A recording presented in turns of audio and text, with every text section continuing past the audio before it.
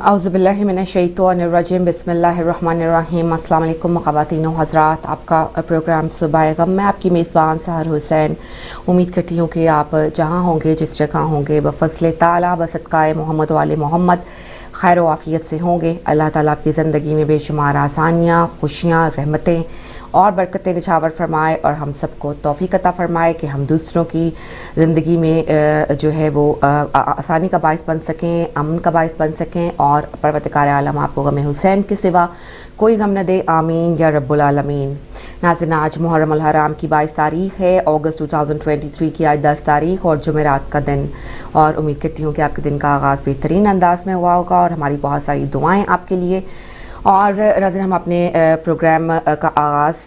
जो है वो आज क़िबला के साथ ही करेंगे। कल से हमारा जो टॉपिक है वो कल से ही चलता हुआ आ रहा है। जैसा कि हमने कल जो है क़िबला मौलाना सैयद मुज्तबा रिज़वी साहब हमारे साथ मौजूद थे, आज भी वो हमारे साथ मौजूद हैं। और हमारा टॉपिक जो कि जैसा कि आप जानते हैं कि सैयदुल शुहदा इमाम हुसैन बउनवान इमाम उनके क़याम के बारे में फिर हमने गुफ्तगू की। तो हम क़िबला की तरफ बढ़ेंगे और उनकी खिदमत में सलाम अर्ज़ करेंगे। अस्सलाम वालेकुम क़िबला। वालेकुम अस्सलाम। जी, आपकी बहुत शुक्रगुज़ार हूँ क़िबला मैं कि आप आज भी हमारे साथ शामिल हैं। और ज़ाहिर है कि हम चाहते हैं कि जो इसको कंटिन्यू करें और जो चीज़ें हमारे से अभी रहती हैं उनको भी हम थोड़ा एड्रेस कर सकें। तो आज के प्रोग्राम में मैं आपसे चाहूँगी कि कल के प्रोग्राम की थोड़ी समरी, थोड़ा खुलासा पेश कर दीजिए जो है, और फिर इसके बाद से जो है मैं आपसे अगले सवालात करूँगी। बहुत शुक्रिया आपका क़िबला। औज़ुबिल्लाहि मिनश्शैतानिर्रजीम, बिस्मिल्लाहिर्रहमानिर्रहीम, अल्हम्दुलिल्लाहि रब्बिल आलमीन, व सल्लल्लाहु अला सय्यदिना व नबिय्यिना मुहम्मदिन व आलिहि तय्यबीन अत्ताहिरीन अल-मासूमीन, वल्लानतु दाइमतु अला अअदाइहिम मिन आन इला क़ियाम यौमिद्दीन। जिस तरह से कि आपको मालूम है, हमारा मौज़ू जो कल से जारी था वो तहरीक इमाम हुसैन, क़याम व इनक़िलाब फ़िक्री। और सबसे पहले इस उन्वान के बारे में गुफ्तगू की कि अमूमी तौर पे हमारे अज़हान के अंदर ये पाया जाता है कि इमाम हुसैन का जो क़याम था वो फ़कत एक खूनी इनक़िलाब, तलवार और एक जिहाद अमली था, और अमल के लिहाज से उन्होंने फ़कत कुर्बानी पेश की थी। और इसके दूसरे पहलू के ऊपर खसूस जो फ़िक्री पहलू था, जो इसका नज़रियाती पहलू है, उसकी जो नहीं की जाती है। लिहाजा इसी वजह से हमने इस उन्वान का इंतखाब किया कि क़याम इमाम हुसैन की जो असास है, जो बुनियाद है और उसकी जो जड़ें हैं वो एक नज़रिया है, एक फ़िक्र है। और सबसे पहले इमाम हुसैन लोगों को उस ज़ालिम हुक्मरान की क़ैद से आज़ाद करने के लिए काम करते और उस माशरे के ऊपर जो ताग़ूती निज़ाम है उसके क़याम करते। आपने एक फ़िक्री क़याम किया और लोगों को जो फ़िक्री व नज़रियाती ज़मीनें उस ज़माने के ऊपर हाकिम थीं उनको तोड़कर आपने लोगों को उस इनक़लाबी व इस्लाम खालिस के नज़रिए से लोगों को आशना करवाया। बस इमाम हुसैन की नेज़त अमली नेज़त होने के साथ साथ, या उससे कहें कि अमली नेज़त होने से पहले, बुनियाद में व असास में एक फ़िक्री व नज़रियाती नेज़त, एक फ़िक्री व नज़रियाती इनक़लाब व क़याम है। ये उस मौजू के बारे में कुछ मताले अर्ज़ किए। उसके बाद हम एक और चीज़ की जानिब बढ़ते हैं, वो ये था कि मुआशरा किस तरह से फ़िक्री ज़ंजीरों का असीर हो जाता है, और वो कौन से अवामिल हैं, वो कौन से असबाब हैं, वो कौन से ऐसे अनासिर हैं कि जो उस मुआशरे को फ़िक्री ज़ंजीरों के अंदर जकड़ लेते हैं। यहाँ पर हम इस उन्सुर की तरफ बढ़ते हैं कि जो मुआशरे के ऊपर हाकिम तबका होता है, हुकूमत होती है, या इससे भी बढ़कर हम ये कह सकते हैं जो उस मुआशरे के ऊपर इन्फ्लुएंस रखते हैं, मुअस्सिर तबकात होते हैं, चाहे वो सियासी लिहाज से मुअस्सिर हों, इक़्तिसादी लिहाज से मुअस्सिर हों, हत्ता वो लोग जो मिसाल के तौर पे एक सेलिब्रिटी बन, बड़ा चेहरा बनकर उस मुआशरे के सामने आते हैं, तो एक बड़ी मिक़दार में उन अफराद को पसंद करते हैं। जैसे मिसाल के तौर पे जो अदाकार होते हैं, जो मीडिया से मुताल्लिक़ अफराद होते हैं, یہ لوگ اس معاشرے کے نظریات کو بنا رہے ہوتے ہیں، یہ لوگ عام انسان کو بتا رہے ہوتے ہیں کہ آپ نے کس نظریے کو اختیار کرنا ہے، کس نظریے کو رد کرنا ہے، کیا آپ کی سوچ ہونی چاہیے۔ ان کے ہاتھ میں معاشرے کی نظریات کی بنیادیں ہوتی ہیں، اور اس سے بڑھ کر ایک دینی جو معاشرہ ہے اس کی نظریاتی بنیادیں، اس کی نظریاتی اساس علماء وقت کے ہاتھ میں ہوتی ہیں۔ جو اس معاشرے کے علماء ہوتے ہیں، چاہے علماء سو ہوں، جماع ایسے ہوں جو دربار کے ساتھ منسلک اور اپنے مادی فوائد کی خاطر انہوں نے اپنے دین کو فروخت کر دیا ہو، یا علماء برحق ہوں کہ جنہوں نے ہر دور کے اندر دین پر خالص پیغام پہنچایا ہو، ان کے ہاتھ میں اس معاشرے کی نبض ہوتی ہے، اور یہ معاشرے کو افکار دے رہے ہوتے ہیں، یہ معاشرے کو نظریات دے رہے ہوتے ہیں، اس اندر جو نظری بنیادیں ہوتی ہیں یہ فراہم کر رہے ہوتے ہیں۔ اور یہاں پر کچھ مثالیں آپ کی خدمت میں پیش کی۔ ایک نقطہ جو کل کی مربوط ہے، کچھ حد تک کل بیان کیا تھا اور آج چاہتا ہوں کہ اس کو مزید تکمیل کروں، اور وہ یہی نقطہ تھا کہ جب ایک معاشرہ ان فکری زنجیر کے اندر قید ہو جاتا ہے، جکڑ جاتا ہے، اس کے سے بہت سے لوگ کو آزاد کرتے ہیں، اس معاشرے کی زنجیروں کو توڑتے ہیں۔ تو یہاں پر جیسا کہ ہمارے ایک بہت ہی معزز اسکالر تھے جنہوں نے سوال بھی یہاں پر کیا، اور ان کے سوال کے جواب میں ہم یہاں سے اس نقطے کی طرف متوجہ ہوئے تھے، اسلام نے جو اصلاح کا نظام پیش کیا ہے وہ مارکسزم سے نہیں لیا ہے، وہ اس نے کسی اور ازم سے نہیں لیا، اور یہ شک و شبہ اس وجہ سے میرا خیال ہے کہ سامعین کے ذہن میں پیدا ہوا چونکہ میں نے بعض مثالوں کے اندر کیپٹلزم کا نام لیا تھا، تو انہوں نے سمجھا کہ کیپٹلزم کا مقابلہ کرنے کے لیے شاید اسلام نے کمیونزم کا سہارا لیا ہے یا دیگر ازمز کا سہارا لیا، جبکہ یہ بات صرف وہ مثال تھی یہ بتانے کے لیے کہ اس نظریے نے، اس سوچ نے، یہ جو کیپٹلسٹ حاکمیت اس وقت کی سرمایہ دارانہ طبقہ، اس نے کس طرح مختلف نظریات کو بنا کر معاشرے کے اوپر اپنی گرفت رکھی ہے اور معاشرے کو اپنی زنجیروں کے اندر جکڑ کے رکھی۔ یہ فقط ایک مثال تھی،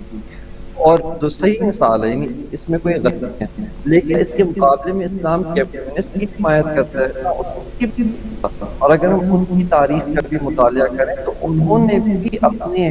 آپ کو اپنے کاموں کی توجیہ کرنے کے لیے، اپنے کاموں کو جسٹیفائی کرنے کے لیے بہت سارے نظریات پیش کیے ہیں، بہت سارے نظریات معاشرے کے اوپر حاکم کیے ہیں، بہت سارے نظریات ان کے اوپر لاگو کیے ہیں، اور اس کے ذریعے سے انہوں نے اپنے آپ کو کلیریفائی، لوگوں کو اپنے ہاں بنایا ہے۔ لہٰذا انہوں نے بھی ان زنجیروں کو ڈالنے میں، معاشرے کو اپنی گرفت دینے میں، یہ نظریاتی و افکار کی و فکری زنجیریں ڈالنے میں کسی دوسرے کو پیچھے نہیں چھوڑا، اور انہوں نے یہی سارے کام انجام دیے۔ جب ہم اسلام کی بات کرتے ہیں کہ آیا اسلام کس طرح سے ان زنجیروں کو توڑتا ہے، اسلام کس طرح سے آ کر ان زنجیروں سے انسان کو رہائی عطا کرتا ہے، تو اس کی اساس توحید ہے اور اس کی بنیاد توحید ہے، اور اسلامی اصلاح کا نظریہ تمام قیام، چاہے رسول خدا صلی اللہ علیہ وآلہ وسلم کا قیام ہو، چاہے مثال کے طور پہ سابقہ و گزشتہ انبیاء کا قیام ہو، حضرت موسیٰ علیہ السلام ہو، حضرت عیسیٰ ہو، حضرت ابراہیم ہو، یا اور دیگر انبیاء نے اپنے معاشرے کے اندر جو قیام انجام دیا ہے، یا کچھ عرصہ پہلے امام خمینی رحمۃ اللہ علیہ نے جو ایک عظیم اسلامی انقلاب برپا کیا ہے وہ، یا موجودہ زمانے میں جو علماء اپنی سرزمین کے اوپر مبارزہ کر رہے ہیں، فلسطین کے اندر مثال کے طور پہ، اور دیگر نائجیریا کے اندر، دیگر مختلف سرزمینوں کے اوپر مختلف شخصیات ظالمین کے خلاف کھڑی ہوئی ہیں، ان سب کی بنیاد اساس توحید ہے، اور اس نقطے پہ میں تاکید کر رہا ہوں کہ ان سب کی اساس توحید ہے، اور وہ کس طرح سے ان کی اساس توحید ہے، صرف نکات اس میں آپ کی خدمت میں عرض کرنا چاہتا ہوں تاکہ ہمیں واضح ہو جائے کہ ہمارا جو اصلاحی نظریہ ہے وہ اصلاحی نظریہ کمیونسٹ کے اصلاحی نظریے سے مختلف ہے اور ان سے کوئی اشتراک نہیں رکھتا، دونوں کاملاً اور مکمل جدا نظریات ہیں۔ اسلام کا جو اصلاحی نظریہ ہے جو ظالم کے خلاف انسان کو ابھارتا ہے، جو ظالم کے خلاف اس کو کھڑا کرتا ہے، اس کو قیام پر مجبور کرتا ہے،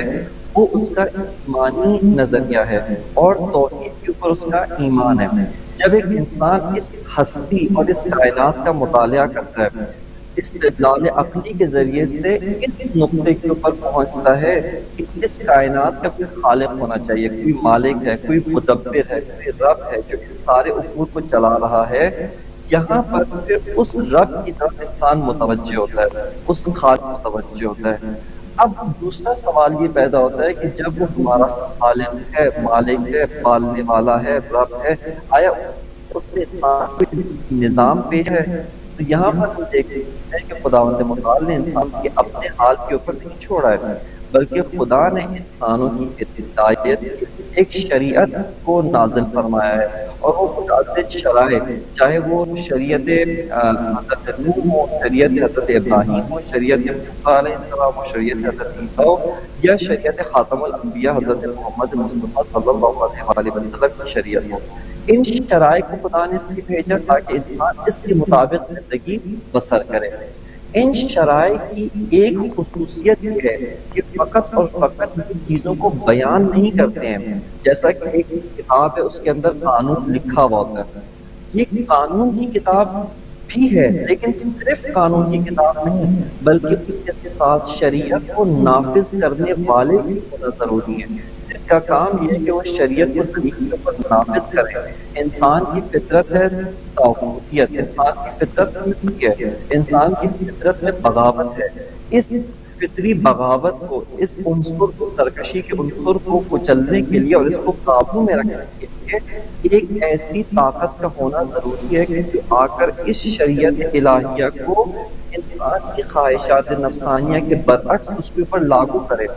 اور انہی کو ہم امام کہتے ہیں۔ امام جو قرآنی اصطلاح کے مطابق، جیسا کہ گزشتہ بعض جلسات میں آپ کی خدمت میں عرض کیا تھا کہ حضرت ابراہیم علیہ نبینا علیہ وآلہ السلام کو خداوند متعال نے جب خطاب کیا سورہ بقرہ آیت نمبر 124 کے اندر، انی جاعلک للناس اماما، یہ امامت کا عنوان قرآن نے وہاں سے شروع کیا، یعنی آپ کو ہم نے شریعت کے ساتھ شریعت کو نافذ کرنے والا بھی قرار دیا ہے۔ آپ فقط ابلاغ دین نہیں ہے، بلکہ آپ کا کام ابلاغ دین کے علاوہ نفاذ دین بھی، آپ نے شریعت کو نافذ بھی کرنا ہے۔ بس حاکمیت خداوند کی طرف سے ہے، اور حق کی حاکمیت جس کو حاصل ہے، چاہے سیاسی حاکمیت ہو، اقتصادی حاکمیت ہو، اجتماعی سوشل جو سیٹ اپ ہے، سوشل سسٹم ہوتا ہے اس کی حاکمیت ہو،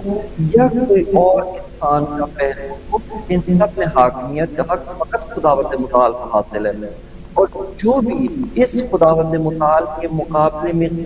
خروج کرتا ہے، خدا کی حاکمیت کو قبول نہیں کرتا، یہاں پر ایک انسان مومن کا فریضہ یہ ہے کہ وہ آئے اور آ کر اس کے خلاف قیام کرے، اس کے خلاف جہاد کرے اور طاغوت کی نفی کرے، طاغوت کو رد کرے، اور یہاں پر ایک اسلام کا اصلاحی نظام تشکیل پاتا ہے جس کی اساس، جس کی بنیاد خالصتاً نظریہ توحید ہے۔ توحید کے علاوہ اسلام کی جو اجتماعی اصلاح ہے اس کی کوئی اساس نہیں ہے، سب سے بنیادی نظام توحید ہے، اور کمیونسٹ اس کو قبول نہیں کرتے ہیں، وہ بعض اور بنیادوں کے اساس پر اور چیزوں کو، تاریخ کو کہتے ہیں کہ تاریخ کے اندر ہمیشہ سے یہ ہوتا ہے کہ جیسے ہی معاشرہ تشکیل پاتا ہے اور ایک طبقہ اس کے اندر سرمایہ دارانہ پیدا ہوتا ہے، پھر یہ معاشرہ اس کے خلاف قیام کرتا ہے، بعض اور لوگ حاکم ہوتے ہیں، پھر وہ جاتے ہیں، اور ان کے نزدیک بھی تاریخ کا تسلسل اسی طرح سے چلتا جاتا ہے، بس وہ خدا کو قبول نہیں کرتے، لہٰذا اگر وہ کوئی اصلاح کی بات کرتے ہیں، یہ ان کا اصلاحی نظریہ اسلام کے اصلاحی نظریے سے مکمل جدا ہے، اور ان دونوں میں کوئی نقطہ مشترک نہیں جاتا، فقط یہ کلمہ اصلاح سمجھے کہ ایک لفظ ہے جو دونوں کے ہم مشترک ہے، وگرنہ اس کے پیچھے جو روح ہے اس اصلاح ہے، حقیقت اصلاح ہے، جو میتھڈ ہے، جو روش ہے، جو طریقہ کار ہے، یہ دونوں کے پاس مختلف ہے، اور ان میں کسی قسم کا کوئی اشتراک موجود نہیں ہے۔ لہٰذا اسلام جو انقلاب کی بات کرتا ہے، قیام کی بات کرتا ہے، جذبہ دیتا ہے اور انسان کو خداوند متعال کی عبادت کے اوپر لے کر جاتا ہے، یہ اسلام توحید کی اساس پر لے کر جاتا ہے، اور یہی عبادت، یہی نماز، یہی روزہ، یہی اعمال عبادی، ان کی روح کے اندر یہ شامل ہے کہ انسان فقط خدا کی عبادت کرے اور خدا کے علاوہ کسی اور کو اپنا حاکم قبول نہ کرے، نہ معبود کے طور پہ قبول کرے، نہ فرمان روا کے طور پہ قبول کرے، نہ ہی ڈکٹیٹر کے طور پہ قبول کرے، کسی اور کو قبول نہ کرے۔ اور یہیں سے اسلامی انقلاب کا اساس اور اس کی نظریاتی بنیادیں یہاں سے شروع ہوتی ہیں کہ میں نے خلاصتاً سے اس کے عناوین آپ کی خدمت میں ذکر کیے۔ بس یہ وہ نقطہ تھا کہ جو کل کی جو گفتگو ہے اس کے متعلق تھا۔ پر میں ایک بہت ہی خوبصورت کتاب ہے حضرت آیت اللہ سید علی خامنئی حافظہ اللہ تعالیٰ کی، اس کا تعارف کروانا چاہتا ہوں، جس کے اندر انہوں نے اسی نظریہ توحید کو آ کر بہت ہی خوبصورت انداز میں قیام اسلامی، انقلاب اسلامی کے ساتھ اس کے ارتباط کو بیان کیا۔ اور یہ کتاب کا جو عنوان ہے یہ آپ کی خدمت میں پیش کر رہا ہوں۔ کتاب جو ہے اس کا نام ہے توحید پر 6 تقاریر۔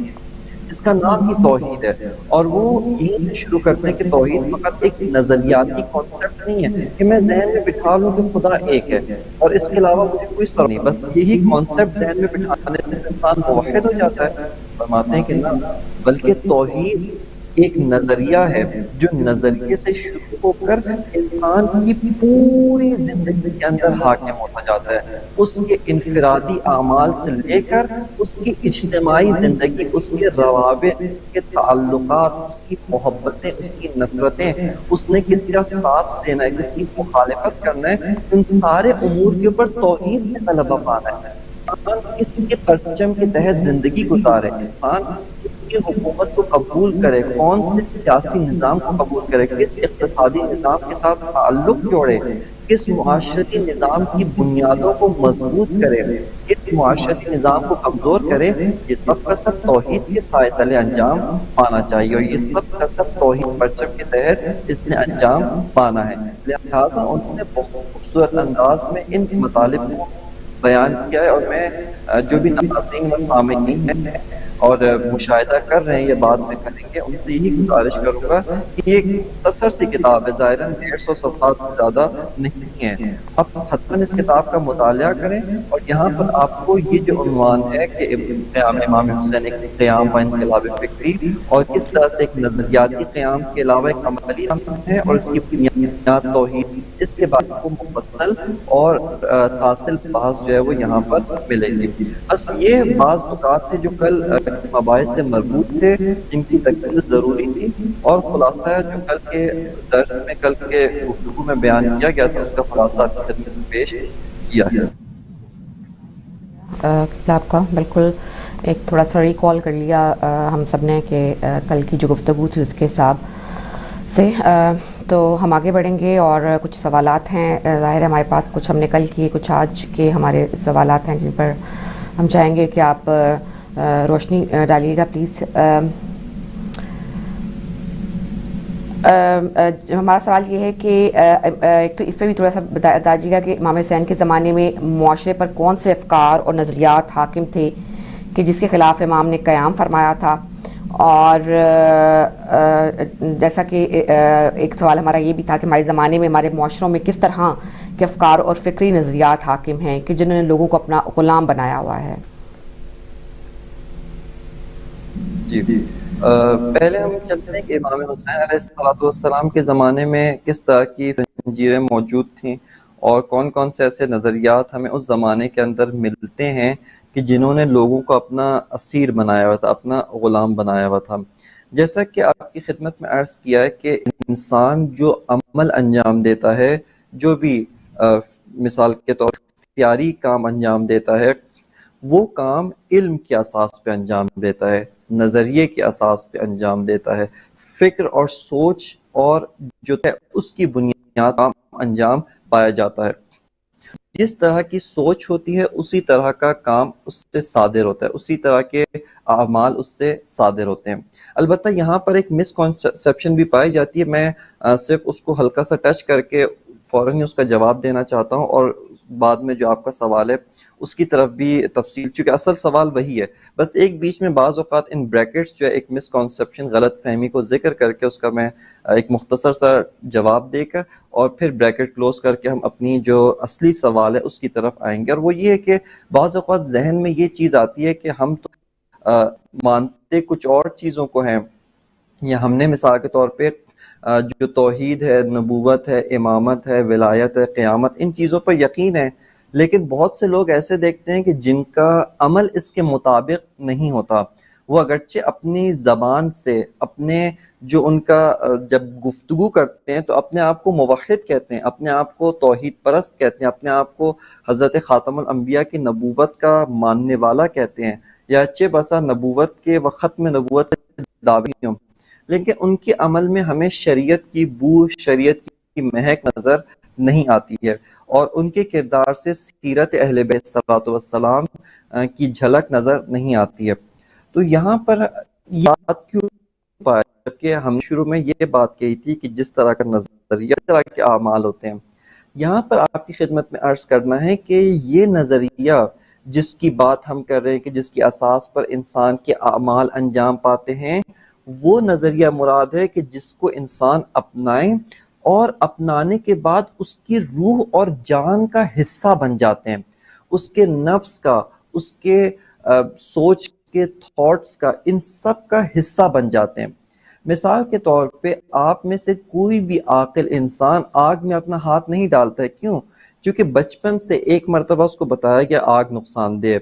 پھر اس نے اس وقت بھی قبول نہیں کیا، بلکہ بچے لپکتے ہیں آگ کی طرح. پھر ایک مرتبہ تجربہ، وہ آگ میں ہاتھ ڈالا، آگ نے جلایا.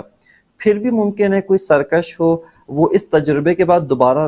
جو ہے وہ کوشش کرے. 3-4 مرتبہ جب اس کو چوٹ لگی، اب اس کے نفس کے اندر یہ نقطہ بہت اچھی طرح سے راسخ ہو چکا ہے اور بیٹھ چکا ہے کہ آگ نقصان دہ ہے، لہٰذا انسان اس سے فرار کرتا ہے. یا اسی طرح مثال کے طور پہ جب بلندی ہے، وہاں سے اگر کوئی گرے تو چوٹ لگتی ہے. یہ کس طرح سے پتہ چلا؟ عموماً بچے چھتوں کے کناروں پہ جاتے ہیں اور جا کر وہاں پر بیٹھنا چاہتے ہیں، والدین روک رہے ہوتے، لیکن جب اس کو ایک مرتبہ ایک سیڑھی سے گرا، یا مثال کے طور پہ کچھ اوپر جگہ پہ کھڑا وہاں سے گرا، اس وقت اس کو بہت اچھی طرح اندازہ ہو جاتا ہے کہ یہ چیز بلندی، اس سے گرنا انسان کے جسم کو لیتی ہے اور اس کی جان بھی ضائع ہو سکتی ہے.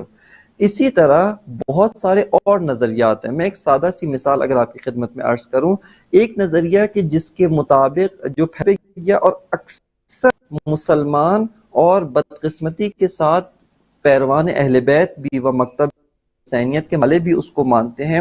اگرچہ اظہار نہیں کرتے، زبان پر لاتے نہیں ہیں، اس کو بولتے نہیں ہیں، لیکن ان کی عملی زندگی اسی مطلب کی حکایت کرتی ہے، اور وہ نظریہ سیکولرزم ہے. یعنی انفرادی زندگی کے اندر ہم دین کے مطابق چلیں گے، ہم دین کے مطابق عمل کریں گے، لیکن دین کا سیاست سے کوئی تعلق نہیں ہے. اجتماعی امور کو ہم دین کے مطابق نہیں چلائیں گے، بلکہ اس معاشرے کے اندر جو بھی رسومات ہیں، جو بھی رواج ہیں، جو بھی ان کے اصول ہیں، ان کے مطابق ہم اس اجتماعی زندگی کے مطابق عمل کریں گے. اور بہت سے لوگوں کے ذہن میں سوال بھی آتا ہے کہ اتنے نمازی، پرہیزگار، اتنے متقی، لیکن جب تجارت کے اندر جاتے ہیں، معاملات کے اندر جاتے ہیں، اپنے اجتماعی امور کے اندر جاتے ہیں، تو وہاں پر ہمیں ان سے دیانتداری کی توقع ہوتی ہے، لیکن دیانتداری نظر نہیں آتی ہے. ان سے کاروبار میں دھوکے کو بھی ہم مشاہدہ کرتے ہیں، جبکہ ان کے ہاتھ بھی چھوٹ نہیں، ہاتھ میں تسبیح ہوتی ہے. یہ 5 وقت کی نماز باقاعدگی کے ساتھ مسجد میں ادا کرتے ہیں، سر کے اوپر ٹوپی ہے. یہ نظریہ اگرچہ وہ شخص جب آپ پوچھیں وہ کہے گا ہم مسلمان ہیں، ہم سیکولرزم کو قبول نہیں کرتے، لیکن اس کے عملی کردار کے اندر جو چیز راسخ ہو چکی ہے، جو چیز بیٹھ چکی ہے، وہ یہی سیکولرزم ہے، اور وہ اپنی زندگی اسی کے مطابق گزار، وہ اپنی عملی زندگی میں اسی کے مطابق عمل کر رہا ہے. اسی طرح اگر میں بھی ہم دیکھنا چاہیں، چونکہ یہ مثال آپ کی خدمت میں یہ جو بریکٹ تھا یہیں پہ کلوز کرتے ہیں، صرف اس بات کے لیے، یہ مسکنسیپشن یا اس غلط فہمی کو دور کرنے کے لیے کہ ضروری نہیں جو ہم نے کہا نظریے مطابق انسان زندگی گزارتا ہے وہی نظریہ ہو جس کو بول رہا ہے. ممکن ہے زبان سے کسی چیز کا اظہار کرے، لیکن اس کے نفس کے اندر، اس کے ذہن کے اندر، اس کے دل و دماغ کے اندر کوئی اور نظریہ راسخ ہوا اس کے مطابق وہ زندگی گزار رہا ہو. بس یہ جو ہم نے کہا ہے کہ انسان نظریے کے مطابق زندگی گزارتا ہے، اس سے مراد وہ نظریہ ہے کہ جو نظریہ اس کے ذہن میں، اس کے دل کے اندر راسخ ہو چکا ہے۔ ایک اور سادہ سی مثال تو مطلب بہت واضح ہو جائے گا، اور وہ بہت سے لوگ یہ فکر کرتے ہیں کہ ہم مثال کے اگر ان کے بچے جو ہے وہ چھوٹے ہوں یا کم سن ہوں، اور مثال کے طور پہ ان کا اگر کوئی مالی درآمد نہ بھی ہو، تو والدین یہ گمان کرتے ہیں، ان کے ذہن میں یہ خیال ہوتا ہے ہمارے بعد ان کا کیا بنے گا۔ یعنی ان کے ذہن میں زبان سے ہی کہیں گے خدا رازق ہے، خدا مالک ہے، ہر چیز کا باغ دوڑ خدا کے ہاتھ میں، لیکن آپ اپنے عمل سے یہ بتا رہے ہیں کہ میں رازق ہوں، اگر میں نہیں ہوں گا تو میرے بعد تمہارے رزق کی ذمہ داری کس کی رہے گی۔ یعنی ان کا خدا کے اوپر توکل، اگرچہ زبان سے ہر کرتے ہیں ہمارا خدا پہ بہت عقیدہ ہے، خدا پہ بھروسہ کرتے ہیں، ایمان ہے خدا کے اوپر، ہماری جو کے طور پر ایمان و عقیدہ ہے، ان کا عمل، ان کی یہ گفتگو یہ بتا رہی ہے کہ وہ اپنے آپ کو رازق سمجھنے، اپنے آپ کو پہلے موجود ہی تھے، بچہ ہی چھوٹا تھا، اس کا رزق کا انتظام خدا نے پہلے کیا ہے، اس کے بعد آپ نہیں ہوں گے، پھر بھی اس کا رزق جہاں سے ملنا ہے وہاں سے خدا نے اس کے رزق کے وسائل اور ذرائع بنا کے رکھے ہوئے، اور آپ بھی اس کے رزق کے وسائل سے ایک وسیلہ ہیں، اس سے کچھ بھی نہیں ہے۔ ایک وسیلہ اگر خدا لے گا، دوسرا وسیلہ اس کی پیدا کر دے گا، دوسرا وسائل اس کی جگہ پر خداوند متعال متبادل نظام اس کی جگہ پر لا دے گا۔ بس اکثر لوگوں کے اذہان کے اندر بیٹھا ہے کہ ہم رازق ہیں، ہمارے بعد ہمارے بیوی بچوں کا کیا ہوگا، ہمارے بعد جو ہمارے تحت کفالت افراد ہیں ان کا کیا بنے گا۔ اس سے اس بات کی نفی نہیں کی جا رہی کہ آپ کو رزق کمانے کے لیے محنت نہیں کرنی چاہیے، نا آپ محنت کریں، لیکن اپنے جو باس ہے، جو آفیسر ہے، جو آپ کا مافوق ہے، اس کو رازق نہ سمجھیں، اپنے والدین کو رازق نہیں سمجھنا چاہیے، تو یہ سمجھنا چاہیے کہ یہ وسیلہ رزق ہے کہ ان کے ذریعے خداوند متعال نے ہمیں عطا کیا ہے۔ بس ہمیں ان اپنی جان میں، اپنے نفس میں خدا پہ خدا پہ توکل، خدا واحد لا شریک ہے، ہر چیز میں لا شریک ہے، رازق لا شریک ہے، مالکیت میں لا شریک ہے، خون میں لا شریک ہے، اور جب وہ لکھ ہے تو میں اس کا بندہ ہوتے ہوئے شریک تسلیم کرنا چاہیے، مجھے شریک بننا ہے، اور اس کے شریک ہونے اپنے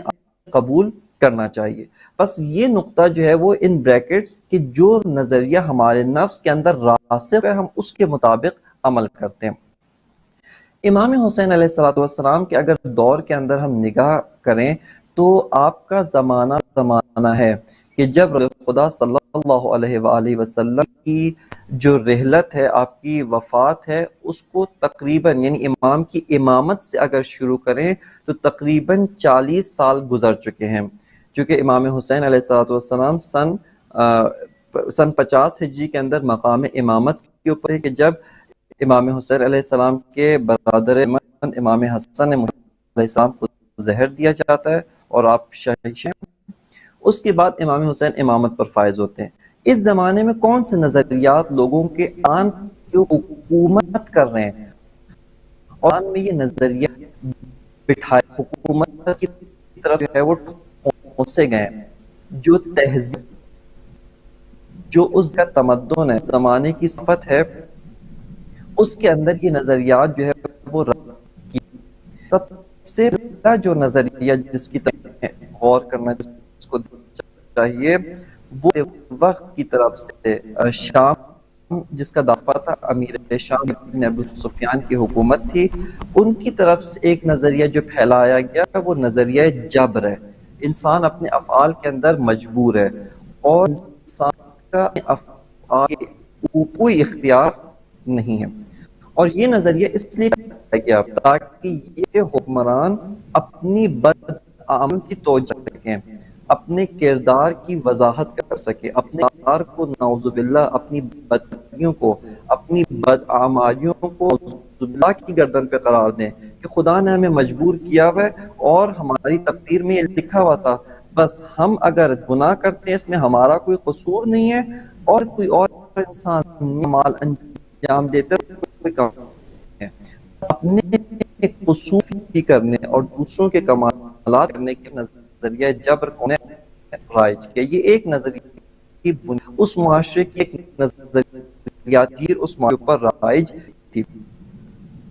دوسری جو نظریاتی زنجیر اس معاشرے کے اوپر رائج کی گئی تھی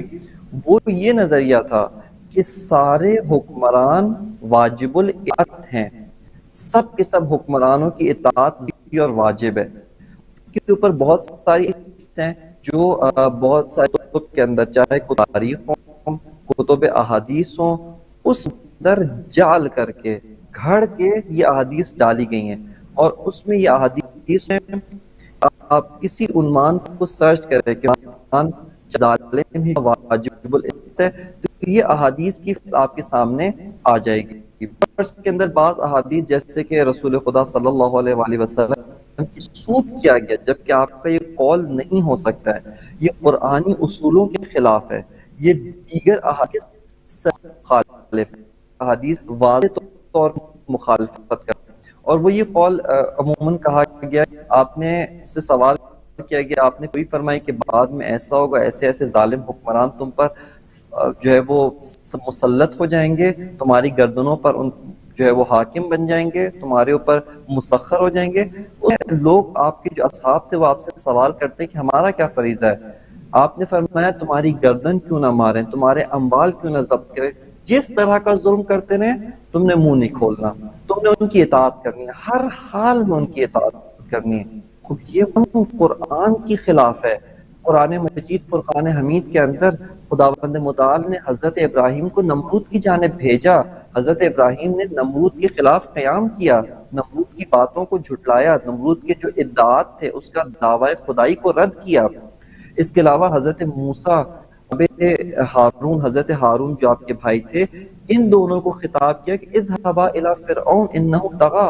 آپ فرعون کی طرف جائیں کیونکہ اس نے طغیان کیا، وہ سرکشی پہ اتر آیا ہے، وہ سرکش ہو گیا ہے، اس نے خداوند متعال کی الوہیت، آپ کی توحید کا انکار کیا ہے، بس آپ کو فرعون کی جانب بھیجا. فرعون کے مقابلے میں جا کے حضرت موسیٰ نے قیام کیا، یہی کہا کہ فرعون تسلیم ہو جاؤ میرے سامنے،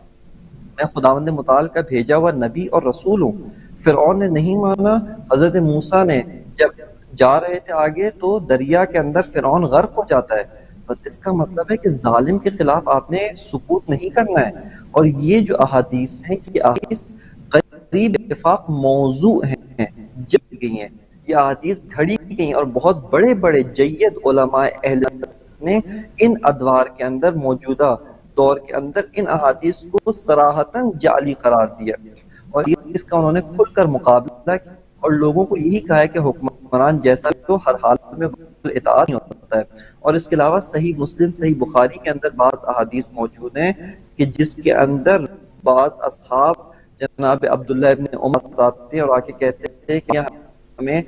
ناحق ظلم کرنے دیتا ہے، ناحق قتل کرنے کا، ان کے مال لوٹنے کا حکم دیتا ہے. جناب عبداللہ ابن عمر کہتے ہیں، جناب عبداللہ ابن عمرو ابن عاص وہ یہ کہتے ہیں کہ اس صورت میں آپ اس کی اطاعت فقط وہاں تک کریں جہاں پر خداوند متعال کے احکام کی مخالفت نہیں ہوتی ہے، بس حاکم ہر حال میں واجب الاطاعت ہے. یہ ایک ایسا نظریہ ہے جو زمانے میں گھڑ کر وہ ڈالا گیا، اور اس نظریے کو جو مقدس لباس پہنانے کے لیے قرآن کی بعض آیات سے استفادہ کیا. تعز من تشاء و تذل من تشاء، کہ خداوند متعال جس کو عزت دینا چاہتا ہے عزت دیتا ہے، جس کو ذلت دینا چاہتا ہے ذلت دیتا ہے. یا خداوند متعال جو ہے تؤتی الملک من تشاء، جس کو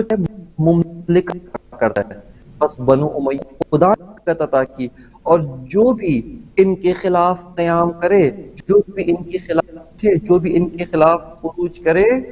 وہ باغی ہے، وہ خدا کی مرضی کے خلاف قیام کر رہا ہے، وہ خدا کی مرضی کے خلاف بول رہا ہے، وہ خدا کے خلاف اٹھ رہا ہے. آپ کو اگر یہی آیات بنو امیہ کے حق نظر آتی تو بنو امیہ کو یہی آیات امام علی کے بارے میں کیوں تھی کہ جب امام علی وہ تمام امت مسلمہ نے، جنہوں نے خود امام علی نے استدلال پیش کیا ہے نہج البلاغہ کے اندر کہ جنہوں نے خلیفہ اول کو چنا، جنہوں نے خلیفہ دوم کو میرا بنایا ہوا، کم از کم تم نے امامت تو میں نے قبول نہیں کی، امامت نہیں مانتے کہ میں خدا سے ہوں. وہی نظام جس کو خود قبول کرتے ہو اسی کی اساس پر مجھے قانونی حیثیت حاصل ہے، ان کے دور میں یہ آیات کیوں نہیں پیش کی گئیں کہ جب ان کو خدا نے مملکت عطا کی ہے، خلافت عطا کی ہے، تو جو اختلاف خروج کرے گا وہ سب کے سب باغی ہیں، لیکن وہاں پر یہ نظریات ہمیں نظر نہیں آتے۔ امام علی کے مقابلے میں سب نے خروج کیا اور آ کر اٹھے، لیکن بنو امیہ کی حکومت آتی ہے تو وہاں پر لوگوں کو اپنے کنٹرول میں رکھنے کے لیے اور ان خروج کا منہ بند کرنے کے لیے ان نظریات سے استفادہ کیا گیا۔ یہ دوسرا نظریہ جو اس زمانے میں لوگوں کے اوپر رائج و حاکم تھا۔ تیسرا نظریہ جو ان کی فرہنگ اور ثقافت کا حصہ بنا، جو ان کے حتیٰ اسلام سے پہلے بھی تھا، اسلام نے آ کر سختی کے ساتھ اس کا مقابلہ کیا، آ کر اس کو رد کیا، لیکن جب رسول خدا کی رحلت رونما ہوتی ہے اور آپ کا سایہ اس زمین کے اوپر سے اٹھ جاتا ہے، ظاہری سایہ جو اس زمین کے اوپر تھا وہ اٹھ جاتا ہے،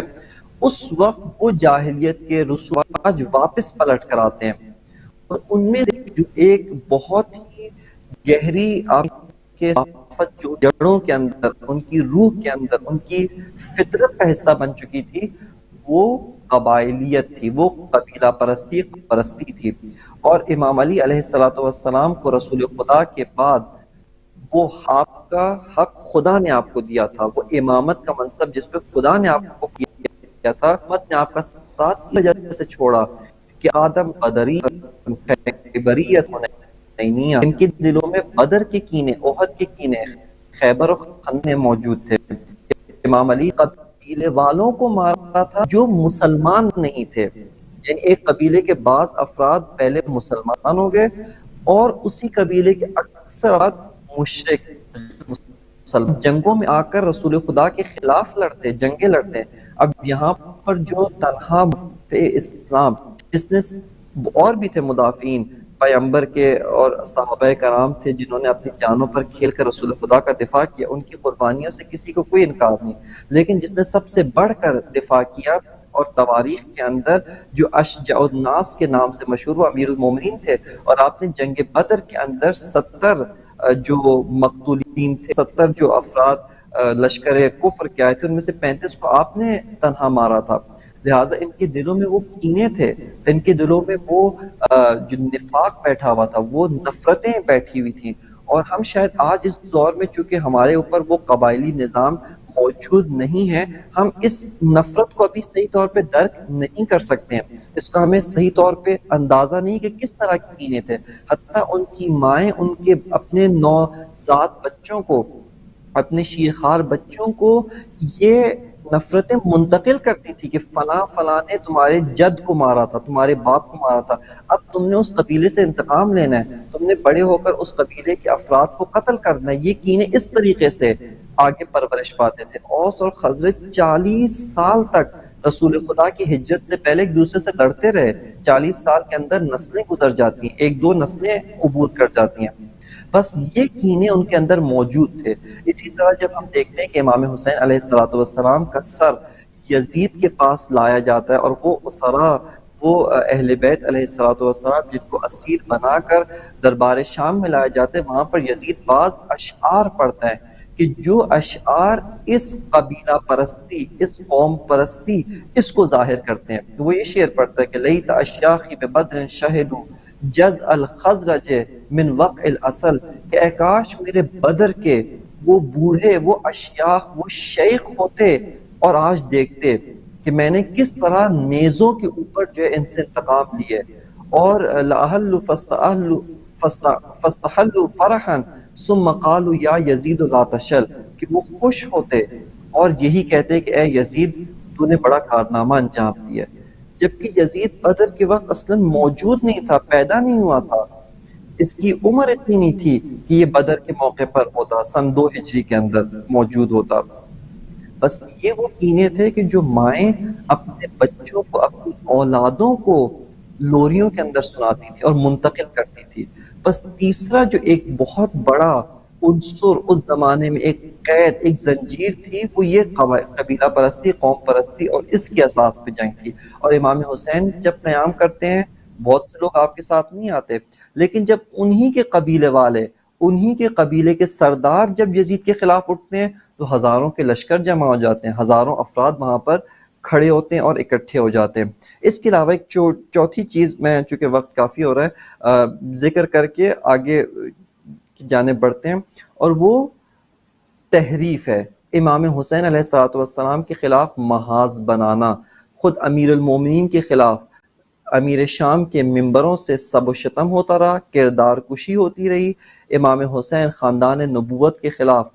کوفہ سے، دیگر ممبروں سے، ممبر رسول سے، جس ممبر کے اوپر خود جب رسول بیٹھتے تھے تو کبھی حدیث ثقلین بیان، کبھی حدیث منزلت، کبھی حدیث غدیر خم بیان کر رہے ہیں۔ فضائل اہل بیت و فضائل امام حسین لسانی طور پہ بھی بیان کر رہے ہیں، کردار کے ذریعے بھی بتا رہے ہیں، خطبہ روک کر امام حسین کو گود میں اٹھا رہے ہیں، لیکن اسی ممبروں سے اہل بیت کی کردار کشی کی جاتی ہے، اور لوگوں کو اہل بیت سے اس حد تک دور رکھا گیا کہ امام سجاد علیہ السلام فرماتے ہیں کہ اسی مدینہ اور اسی مکہ کے اندر 20 افراد بھی ایسے نہیں ہیں جو ہم اہل بیت سے محبت رکھتے ہوں۔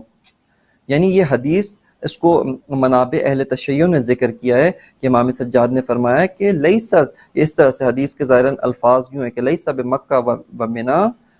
20 رجلا یحبنا، کہ 20 مرد، 20 افراد، 20 لوگ بھی ایسے نہیں ہیں کہ جو ہم اہل بیت سے محبت رکھتے ہوں۔ یہاں پہ جان دینے کی بات نہیں ہو رہی، محبت کی، یعنی محبت بھی نہیں رکھتے، اتنا کینہ ان کے ذہنوں میں ڈالا گیا ہے۔ بس یہ بعض، چونکہ موضوع بہت مفصل ہے کہ اور اس کی طرف ایک اشارہ کرنا صرف مقصود نظر تھا، جو انشاءاللہ اہل مر ہوں گے اور اہل تحقیق ہوں گے وہ خود جا کر اس موضوع کی طرف توجہ کریں گے، اور اس موضوع کی جانب انشاءاللہ جو ہے وہ مطالعے کے ذریعے اس کی جو کمی ہے وہ آپ انشاءاللہ خود پوری فرمائیں گے۔ شکریہ قبلہ آپ کا۔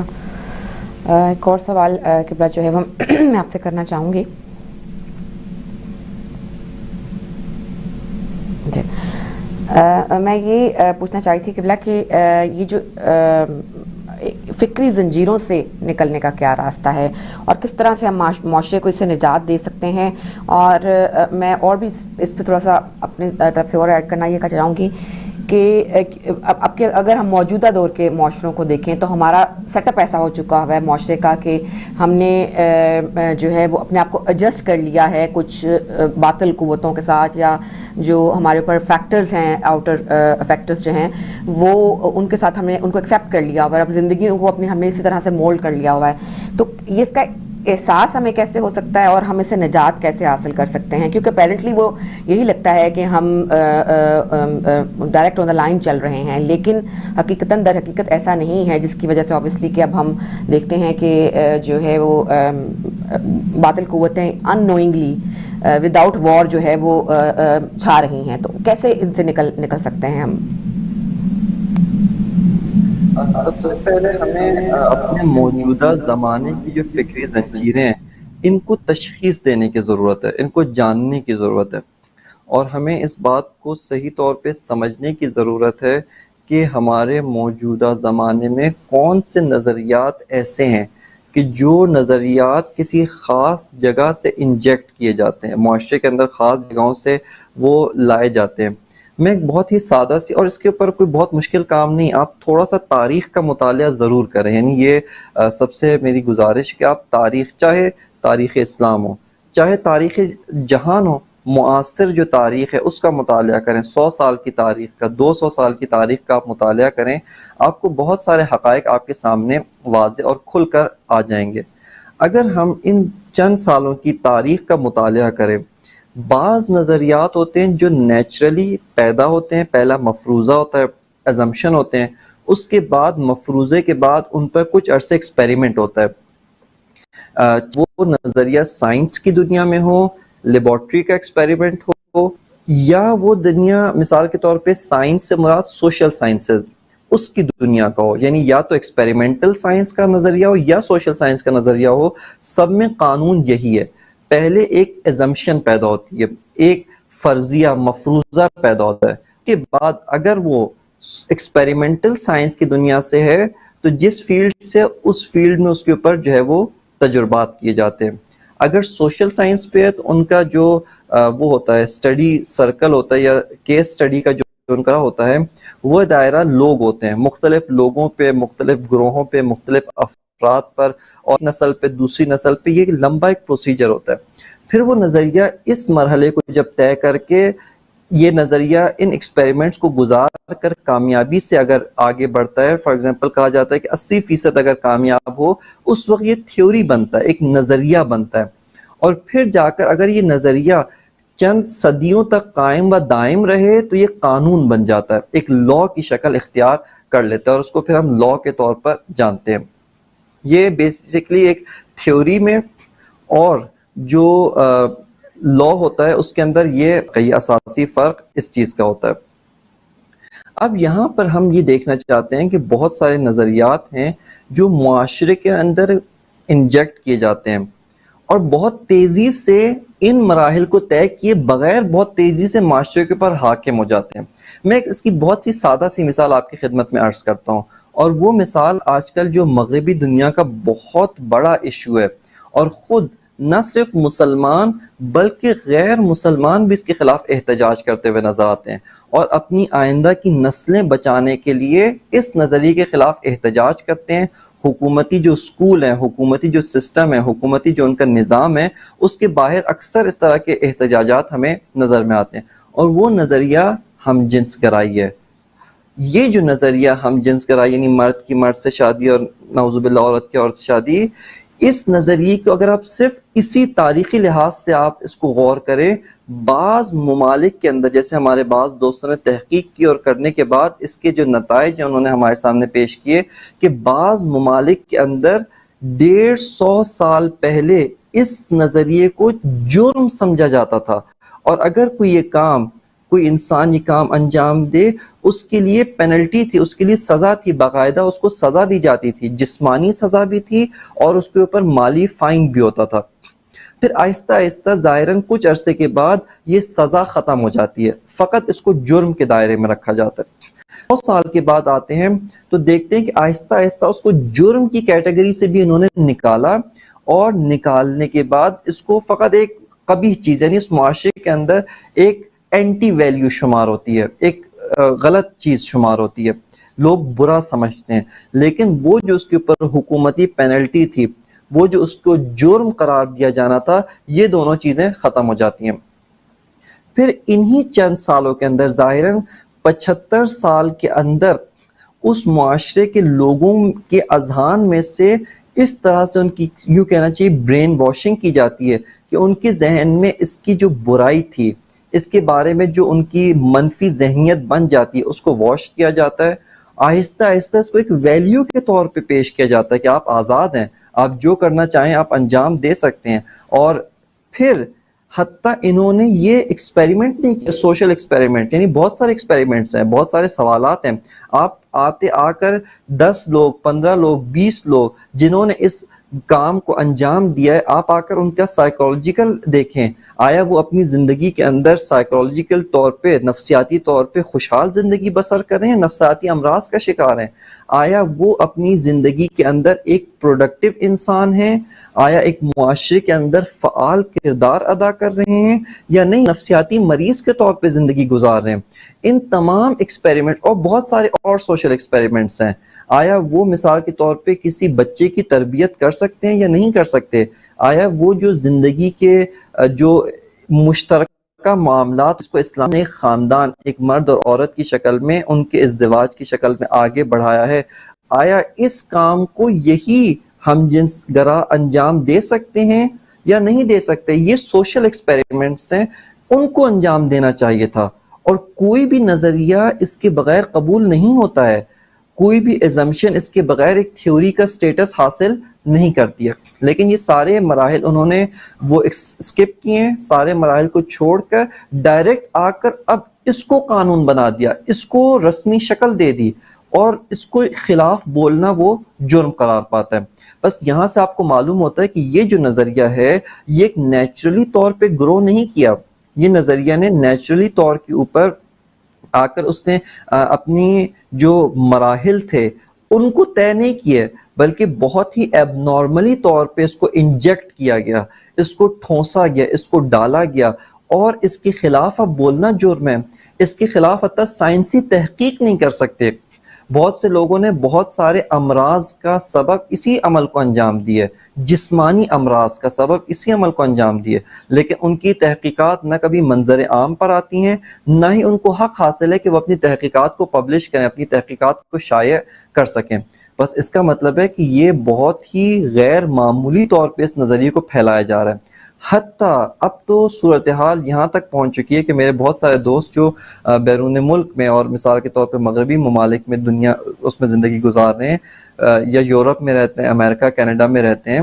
ان کے مطابق بچوں کو 6 سے 7 سال کی عمر کے بچے جن کے اندر یہ سینس موجود نہیں ہے، ابھی ان کے اندر یہ حس بیدار نہیں ہوئی، ان کے اندر یہ نظریہ باقاعدہ سے ان کو پڑھایا جاتا ہے اسکولوں کے اندر، اور اگر آپ اپنے بچے کو اسکول میں نہیں بھیجتے یہ ایک اور جرم ہے، یعنی آپ نے حتماً اپنے بچوں کو پبلک سکولز کے اندر، گورنمنٹ سکولز کے اندر بھیجنے تاکہ ان کو یہ نظریہ بتایا جائے۔ خب یہاں پر ایک عقل انسان تھوڑا سا غور کر اس کو معلوم ہو جائے گا کہ یہ نظریہ مجھ پر پھونسا جا رہا ہے۔ اسی طرح اگر آپ ڈیموکریسی، جمہوریت، کہ آج موجودہ معاشرے کی ایک بہت بڑی زنجیر، فکری زنجیر جو ہمیں نظام امامت کے اوپر حتیٰ سوچنے کی بھی اجازت نہیں دیتی، ہم نظام امامت کو سوچنا بھی جرم سمجھتے ہیں، ہم غدیر کے نعرے لگانے والے، جشن غدیر منانے والے، اس نظام کے خلاف سوچنا، ڈیموکریسی کے خلاف سوچنا، امامت کے بارے میں سوچنا، ہم اس کو بھی جائز نہیں سمجھتے، نظام ولایت فقیہ کو قبول نہیں کرتے۔ وہ یہ ڈیموکریسی ہے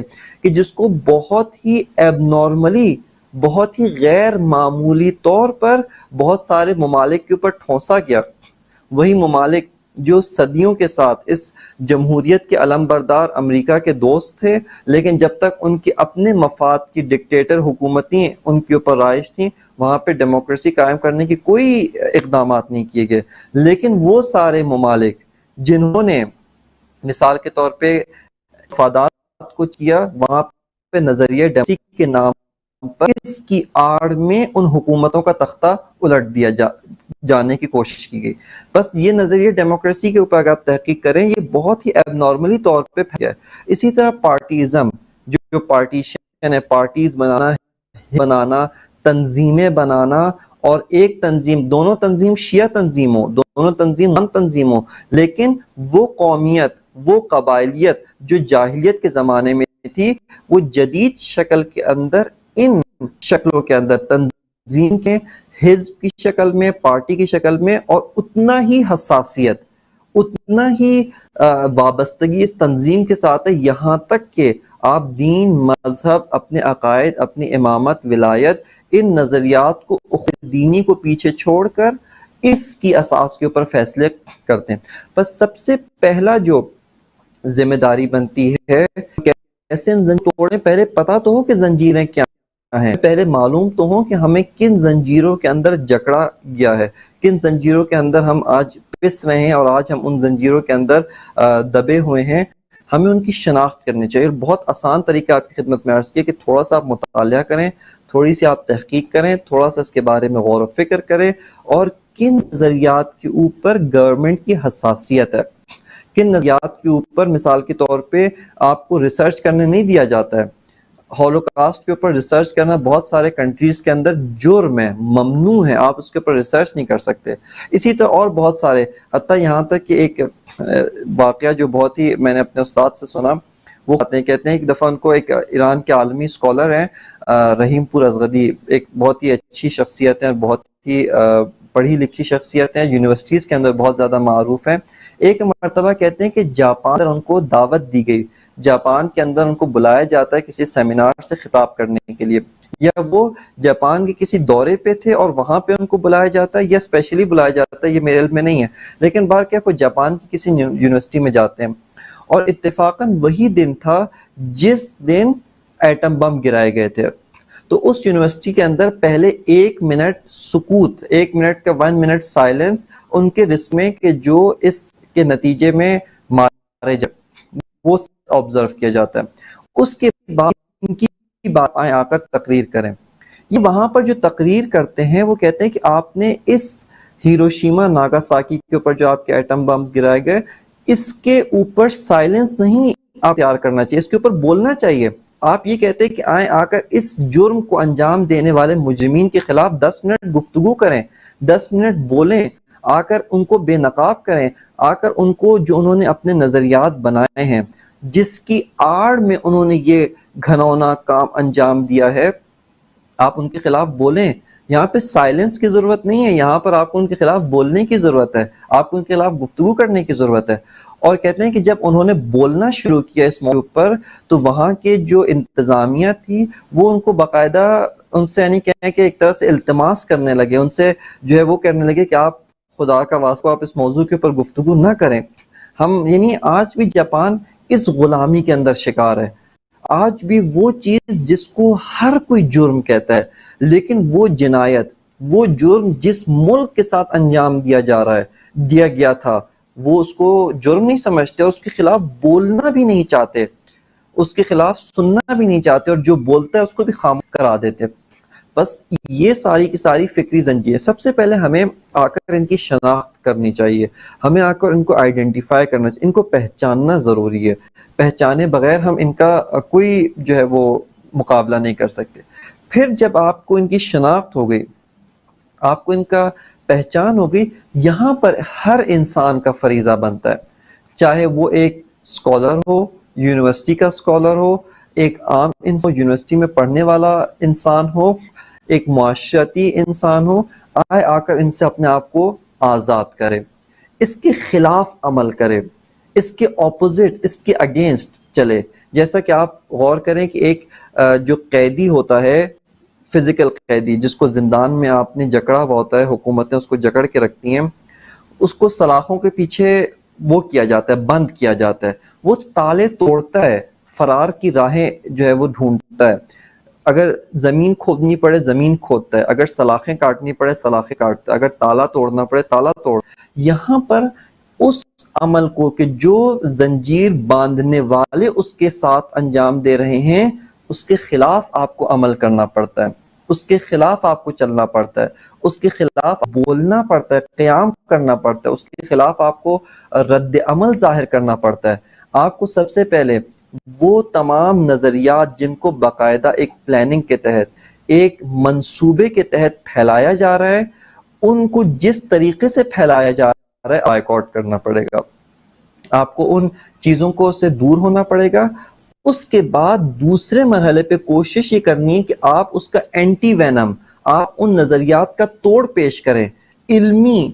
دلیل کے ساتھ، برہان کے ساتھ، استدلال کے ساتھ ان نظریات کو باطل ثابت کریں۔ یہ وہ نظریات ہے جو ہم پہ ٹھونسے گئے ہیں، یہ وہ نظریات ہے جو ہمارے اوپر لاگو کیے گئے ہیں، جبکہ جن کی کوئی علمی بنیاد نہیں ہے، جن علم قبول کرتا ہے، سائنس قبول نہیں کرتا، کوئی سوشل تھیوری، سوشل نظریہ بھی ان کو قبول نہیں کرتا، اور نہ ہی سوشل ایکسپیریمنٹس دیتے ہیں۔ یہاں پر آ کر انسان کو ان کا توڑ انجام دینا پڑتا ہے، ان کے خلاف بولنا پڑتا ہے، ان کے خلاف نظریہ پیش کرنا پڑتا ہے، اور اس نظریے کا مقابلہ کرنے کے لیے اس کے مقابلے کے نظریات، تحقیقات، یہ علمی کام ہے۔ علمی کام کے بعد تیسرا جو مرحلہ پیش آتا ہے وہ مرحلہ اس نظریے کا مقابلہ عملی میدان کے اندر کرنا۔ اس نظریے کا جو رد ہے، دلیل سے آپ نے اس کو جو باطل ثابت کیا ہے، اس دلیل کو پبلک کے اندر آپ پھیلائیں، اس کو آپ میڈیا کے اوپر نشر کریں، کتابیں لکھیں، آرٹیکلز لکھیں، مقالہ جات لکھیں، تقریریں، اسپیچز کریں، اس کے اوپر باقاعدہ جو ہے وہ ٹیم کے ساتھ مل کر ریسرچ ہونی چاہیے، اور اس کو پبلک کے اندر پھیلایا جانا چاہیے، ان نظریات کو پبلک کے اندر منتشر کرنا چاہیے۔ کہ یہ جو مرحلہ ہے یہ بہت سخت مرحلہ ہوتا ہے، اور جو بھی یہ وہ ہوتے ہیں اپنے یعنی جو زنجیروں کو توڑنے والے ہوتے ہیں، ان کو ایک معاشرتی مقابلے کا سامنا کرنا پڑتا ہے، ان کے اوپر تہمتیں بھی لگتی ہیں، ان کے اوپر ایجنٹ ہونے کا الزام بھی لگتا ہے کہ یہ فلاں باہر کے ایجنٹس ہیں، ان کے اوپر مختلف الزامات لگتے ہیں، خود ان کی اپنی سوسائٹی، ان کی اپنی کمیونٹی ان کو قبول نہیں کرتی۔ یہ وہ بعض جو ہے وہ الزامات ہوتے ہیں، ان کے خلاف اقدامات کیے جاتے ہیں۔ اگر ایک عالم بعض غلط رسومات کے خلاف بولتا ہے، بعض غلط رسومات کے خلاف قیام کرتا ہے، ان کے خلاف آواز اٹھاتا ہے، تو اسی مکتب کے دیگر علماء اس کے خلاف آواز اٹھاتے ہیں، اس کے خلاف بولتے ہیں، اس کو خائن قرار دیتے ہیں، اس کو شیعہ سے باغی یا تشیع سے بغاوت کرنے والا قرار دیتے ہیں. بس جو بھی ان فکری زنجیروں کو توڑتا ہے اس کو آمادہ رہنا چاہیے کہ یہ اس کے ساتھ رد عمل ہوگا. اس آمادگی کے ساتھ اس کو جانا چاہیے. اور حضرت ابراہیم اور نمونہ و اسوہ ہمارے لیے یہیں پہ کام آتا ہے کہ حضرت ابراہیم نے جب بتوں کو توڑا اور توڑنے کے بعد استدلال دلیل کے ذریعے برہان کے ذریعے لوگوں سے گفتگی، انہی لوگوں کو جن کو ابراہیم جہنم سے نکال کر جنت میں لے جانا چاہتے ہیں، بت پرستی کی زنجیروں سے آزاد کرنا چاہتے ہیں، انہی لوگوں نے پکڑ کے حضرت ابراہیم کو آگ میں ڈال دیا. بس اس رد عمل کے لیے ہر مصلح کو تیار رہنا چاہیے، ہر انسان کو اس رد عمل کے لیے خود کو آمادہ رکھنا چاہیے. جب خمینی نے شہنشاہیت کے خلاف آواز اٹھائی تو وہاں پر آپ کے ساتھ بھی یہی کام ہوا کہ یہ ایک ہی تو شیعہ حکومت ہے، یعنی اس شاہ کو جس نے پردہ کو ممنوع قرار دیا، جس نے شیعہ مدارس پہ پابندی لگا دی، علی کرنا ممنوع تھا، جلوس نکالنے پہ پابندی تھی، علم نہیں اٹھا سکتے تھے، ان سب پابندی. لیکن چونکہ اس کا نام رضا شاہ تھا، یعنی اس کے آگے رضا آتا تھا، یہ دیگر علماء دیگر فقہا نے امام خمینی کے خلاف کہا کہ یہ تو شیعہ حکومت ایک ہی حکومت ہے، اسی کو ختم کرنا چاہتے ہیں، اسی کے خلاف بغاوت کر رہے ہیں، اسی کے خلاف خروج کر رہے ہیں. امام حسین نے اپنے زمانے کے اندر یہی کام کیا، آپ نے یہی زنجیریں توڑی، آپ کو باغی کا لقب دیا گیا، آپ کو مثال کے طور پہ خارجی کا لقب دیا گیا، خارجی قرار دیا، اور آپ کے خلاف لوگوں نے آ کر آپ کو وہ ناصبیوں نے آ کر آپ کو شہید کر دیا. بس یہ جو بھی زنجیریں توڑتا ہے، چاہے انبیاء میں سے ہو، سابقہ امتوں میں سے ہو، یا ہمارے نبی صلی اللہ علیہ وآلہ وسلم کی مثال ہو کہ آپ کو شیب ابی طالب کا زمانہ برداشت کرنا پڑا، پتھر کھانے پڑے آپ کو ان زنجیروں کو توڑنے کے لیے. جب آپ نے کہا کہ عرب اور عجم میں کوئی فرق نہیں ہے، کالے میں اور گورے میں کوئی فرق نہیں ہے، یہاں پہ سارے قبائلی سب آپ کے خلاف ہو گئے، آپ کا بائیکاٹ کیا گیا، سماجی بائیکاٹ، معاشرتی بائیکاٹ، اقتصادی بائیکاٹ، ہر طرح کا بائیکاٹ کیا گیا. یا اسی رسول خدا کے فرزند اور آپ کے نواسے امام حسین علیہ السلام ہو کہ جب آپ نے ان زنجیروں کو توڑا تو آپ کے ساتھ یہی ہوا. اور جو بھی امام حسین کی راہ پر چلے، چاہے شیعہ میں سے ہو چاہے اہل سنت میں سے ہو، ان کے ساتھ یہی کام ہوگا. آج بہت سارے اہل سنت علماء جب انہوں نے ان حقائق کو کہ جو ان کی کتابوں میں موجود ہیں، صحیحین کے اندر موجود ہیں، صحیح بخاری کے اندر موجود ہے، صحیح مسلم کے اندر موجود ہے، اور اس کی اساس پہ انہوں نے کہا کہ امیر شام معاویہ نے مولا کائنات امیر المؤمنین کے خلاف بغاوت، ان کے قتل کے فتاوی دیے گئے ہیں، ان کے قتل کے اوپر لوگوں کو اکسایا جا رہا ہے، ان کے سر کی قیمت رکھی جاتی ہے. کیوں؟ چونکہ یہ بنو امیہ ایک فکری زنجیر ہے،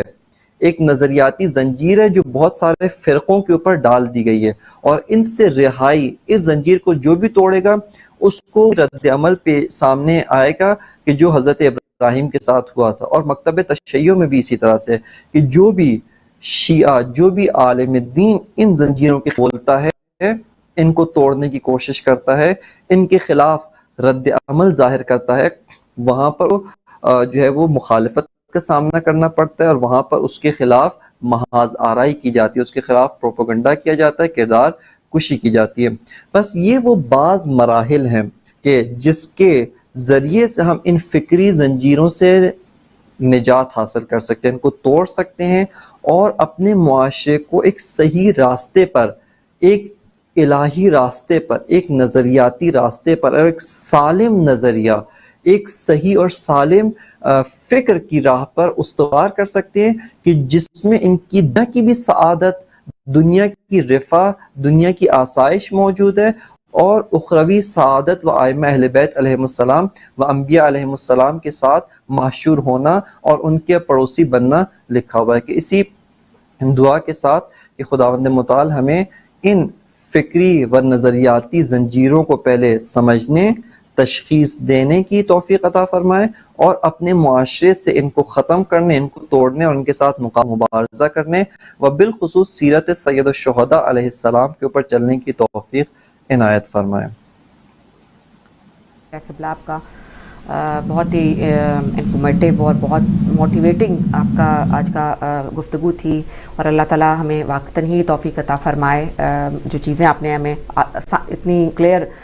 پکچر ان کی دکھائی ہے اور سمجھائی ہیں، بڑی آسانی سے ہمیں سمجھ آ گئی اور آ جانی بھی چاہیے. اس کے لیے ہم آپ کے بہت شکر گزار ہیں، اور اللہ تعالیٰ آپ کے اوپر اپنی رحمت نازل فرمائے. آمین یا رب العالمین. بہت شکریہ آپ کا، جزاک اللہ خیر.